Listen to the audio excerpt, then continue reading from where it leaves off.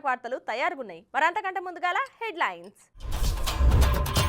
BRS నాయకులకు ఇంకా తప్పుతలేవు తిప్పలు. మాజీ మంత్రి కొప్పులకు చెప్పిర్రు నిరసనలు. ఇక ఇప్పుడు అసలు బీఆర్ఎస్ పార్టీ వాళ్ళకు ఏది చేసినా కానీ కలిసి వస్తలేదబ్బా. కవితను లోపలేసిన కాడికెళ్ళి మరీ దారుణంగా ఉన్నది పూర్రాల పరిస్థితి. ఇప్పటికే రోజుకో లీడర్ లెక్కన పార్టీలు మారుతుంటే ఇంకో దిక్కు పార్లమెంట్ ఎన్నికల కోసం ఉన్న లీడర్లు ప్రచారం కోసం పోతే చూడుర్రి జనాలు ఏం చేస్తుర్రో.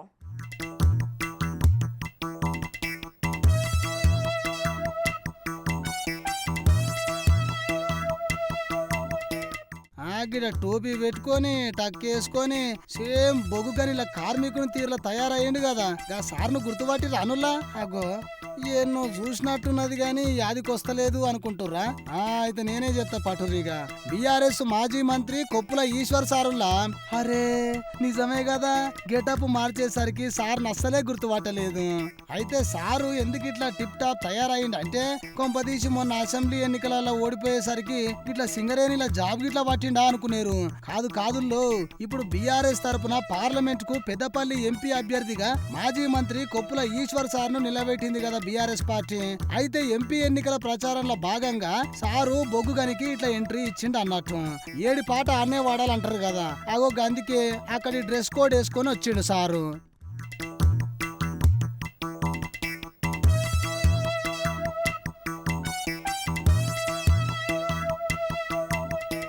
అయితే పెద్దపల్లి జిల్లా గోదావరి కనిలో ఉన్న వన్ ఇన్క్లైన్ బొగ్గు గనిల ప్రచారానికి వచ్చిన కొప్పుల ఈశ్వర్ సార్ను పాపం మాజీ మంత్రి అని కూడా మర్యాద లేకుండా అక్కడి మహిళా కార్మికులు అడ్డుకొని ఇప్పటి వరకు మహిళా కార్మికులు కష్టపడుతుంటే ఏనాడైనా పట్టించుకున్నారా, మీ చుట్టాలను గని లోపలికి దింపకుండా పైన పనులు చేయిస్తున్నారు అని గుస్సాయిర్రు మహిళలు. అనారోగ్యంతో బాధపడుతున్న కార్మికులను గని లోపలికి దింపుతున్నారు. ఏసీ రూమ్ లో ఉండే మీకు మా కష్టాలు ఎట్లా తెలుస్తాయని గరమయ్యిర్రు అక్కలు.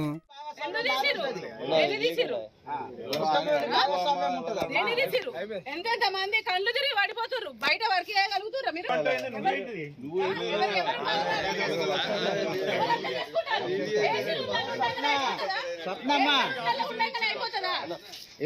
ఎవరికి తెచ్చిర్రు ఉద్యోగాలు, ఎందుకు ఇచ్చిర్రు, నువ్వు ఎట్లా వచ్చినావు? ఏమేర్పడుతుంది మీకు? ఏమేర్పెడుతుందండి? ఫ్యాన్ల కింద కూర్చోండి. మీరు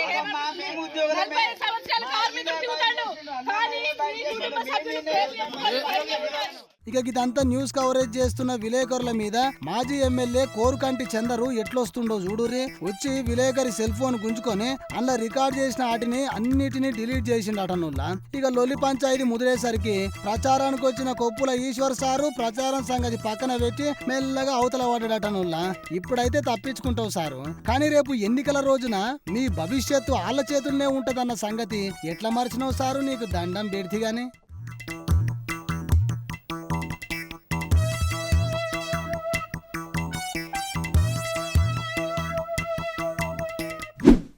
కొంతమంది పోరగాళ్ళు ఉంటారబ్బా, వాళ్ళకు కొన్ని సబ్జెక్టులు ఎంత చదివినా కానీ అర్థం కాక మస్తు ఇబ్బంది పడతారు. అయితే ఇక వాళ్ళు సబ్జెక్టు పరీక్ష రాయడానికి పోయినప్పుడు వాళ్ళు పడే ఇబ్బంది మామూలుగా ఉండదులో.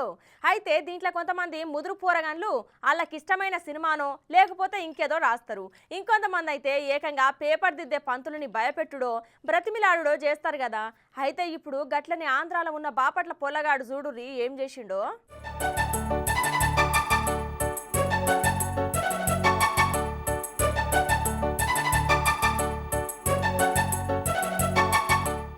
పోరగాళ్లకు 10వ తరగతి పరీక్షలంటే ఒక తీరు భయం ఉంటది.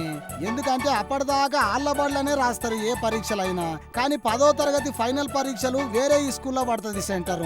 ఇక పోరగాళ్ళు టెన్షన్ పడి నేర్చుకున్న పాఠాలు కూడా మర్చిపోతారు. కొంతమంది మంచిగా చదువుకున్న పొల్లగాళ్లకు తక్కువ మార్కులు వస్తాయి, గీనికేం వస్తాయి అనుకున్న వాళ్ళకు మంచి మార్కులు వస్తాయి అప్పుడప్పుడు. అది మనకు తెలిసిన ముచ్చట్నే నాయే. ఇక కొంతమంది ఆ క్వశ్చన్ పేపర్ లో ఉన్న ప్రశ్నకు సూటిగా జవాబు రాస్తే, ఇంకొంతమంది ఏ ప్రశ్న ఇచ్చినా గానీ వాళ్ళు నేర్చుకున్న జవాబు మాత్రమే రాస్తారు.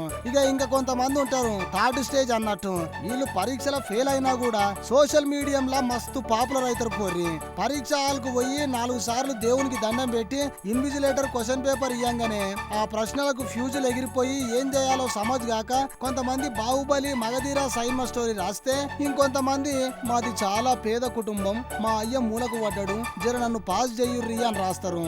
ఇంకా కొంతమంది ఏమో 100 రూపాయలు ఆన్సర్ షీట్ ఇట్లా పెట్టి ప్లీజ్ పాస్ మీ అని రాస్తారు. ఇక గీ తాపకు అంటే మొన్న జరిగిన 10వ క్లాస్ పరీక్షలల్లా ఒక పొలగాడు గీ తీర్లనే రాసిండట. ఆ పేపర్లో రాసింది చూసి టీచర్ కి మైండ్ బ్లాంక్ అయిపోయి చిన్న మెదడు చితికిపోయిందట. పోర్రి ఇంతకు ఏం రాసిండో చెప్పురా వారి అని గుస్సా అవుతుర్రా. ఇగో చెప్తున్నా ఇనుర్రి. తెలుగు సబ్జెక్ట్ లా రామాయణ ప్రాశస్త్యం గురించి వివరించండి అన్న ప్రశ్నకు నాకు మార్కులు వేయకపోతే మా తాతతోని చేతబడి చేయిస్తా అని రాసిండు. ఎమ్మడే ఆన్సర్ షీట్ ను ఉన్నతాధికారులకు చూపించిరట. మళ్ళా పొల్లగాడు పరీక్ష మంచిగా రాయలేదని కూడా లేదు, 70 మార్కులు వచ్చినాయట. పరీక్ష మంచిగా రాసి కూడా ఎందుకు ఇట్లా రాసిండు అని గడ పేపర్లు దిద్దుతున్న టీచర్లు కూడా పరేషాన్ అవుతురట. పోర్రి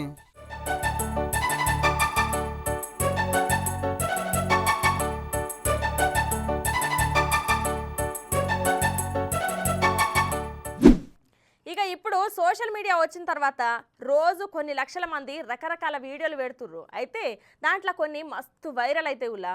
అయితే ఒక చిన్న పిల్లగాడు వాళ్ళ అమ్మ కోసం చేసిన పని చూడుర్రి, మీకు నచ్చుతుంది.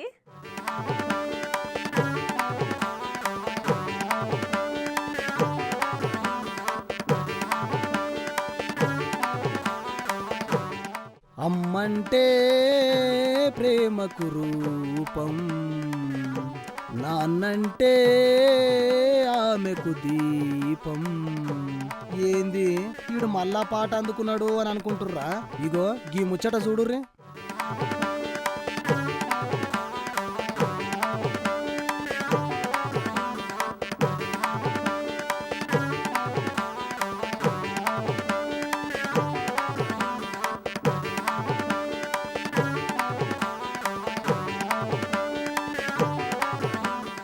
చూసిరా అయ్య సైకిల్ దొక్కుతుంటే అమ్మ వెనక కూర్చుంటే ఆ చిన్న పొల్లగాడు ఎంత చక్కదనంగా వెనకలకెళ్ళి నూకుతున్నాడో సైకిల్ ని. అందుకే అంటారుల్లా ఇంట్లో ఒక కొడుకైనా ఉండాలి అని. ఆడపిల్లలు ఉంటే పెళ్లి చేసుకొని ఇంట్లోకెళ్ళి వెళ్ళిపోతారు. అదే కొడుకుంటే ఆడు మంచోడైతే ఇగో అమ్మాయిల్ని మంచిగా చూసుకుంటాడు. అదే ఏ లంగనో దొంగనో లేకపోతే అమ్మాయిల్ని చూసుకోని వాళ్ళు కూడా కొంతమంది ఉంటారు అనుకోరి. ఈ వీడియో చూస్తుంటే అయితే మస్తు ఖుషి అనిపిస్తుంది నాకైతే. ఓ పారి మళ్ళా చూద్దాం పారి.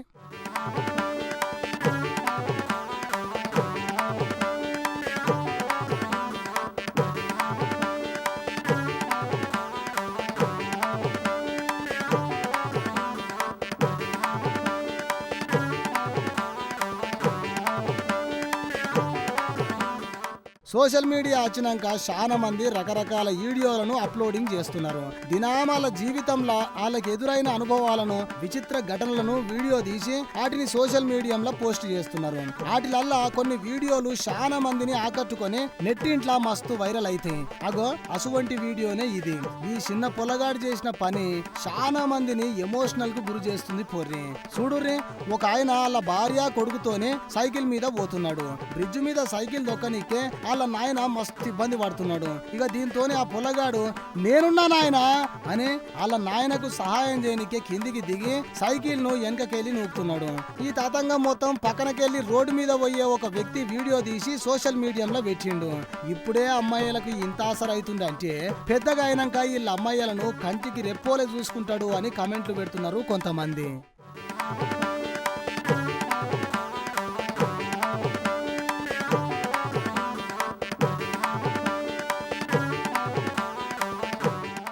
ఇవి మన ఖతర్నాక్ వార్తలు. రేపు మళ్ళీ తిరిగి ఇదే అలా కలుసుకుందాం. అంతవరకు నమస్తే.